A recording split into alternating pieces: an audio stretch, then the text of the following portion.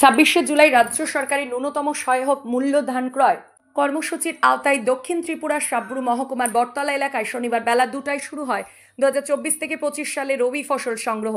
রাজ্যের খাদ্যমন্ত্রী সুশান্ত চৌধুরী ও সমবায় মন্ত্রী শুক্লাচরণ নোয়াতিয়ার হাত ধরে এই ধান ক্রয় কেন্দ্রের সূচনা হয়। খাদ্য কৃষি দপ্তরের যৌথ উদ্যোগে এবছর রাজ্যে মোট 31টি ধান ক্রয় কেন্দ্রের মাধ্যমে 30,000 মেট্রিক টন ধান সংগ্রহের লক্ষ্যমাত্রা নির্ধারিত হয়েছে।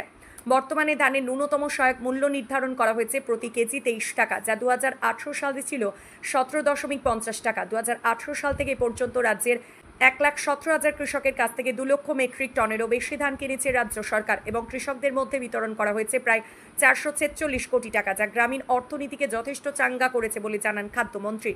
অনুষ্ঠানে উপস্থিত ছিলেন 39 মনু বিধানসভা কেন্দ্রের বিধায়ক মাইলা ফ্রুমক, রাজনগর বিধানসভা কেন্দ্রের বিধায়িকা স্বপ্না মজুমদার, 2 মন্ত্রকের উচ্চপদস্থ আধিকারিক ও কৃষি বিভাগের কর্মীরা।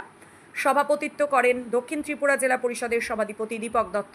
কর্মসূচি এবারকার মরশুমে খাদ্য দপ্তর এবং কৃষি দপ্তরের যে যৌথ উদ্যোগে আমরা সহায়ক মূল্যে ধান ক্রয় করে থাকি প্রতি বছর 2 বার।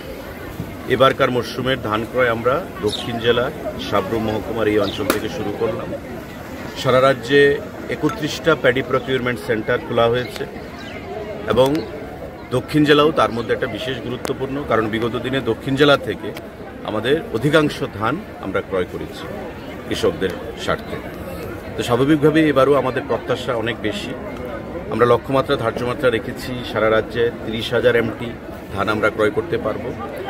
এবং এখন পর্যন্ত সারা ত্রিপুরা রাজ্যে আমাদের সরকার গঠিত হওয়ার পর আপনারা জানেন যে বিগত দিনে গোয়েবলসীয় কায়দায় কৃষকদেরকে ভুল বোঝানো হতো এবং আমাদের সরকার গঠিত হওয়ার পর আমরা বলেছিলাম নির্বাচনের আগেই যে সরকার প্রতিষ্ঠিত হলে আমরা সহায়ক মূল্যে ধান ক্রয় করব। এবং 18 সালে সরকার গঠিত হওয়ার পর 17 টাকা 50 পয়সা দরে ধান ক্রয় আমরা শুরু করি।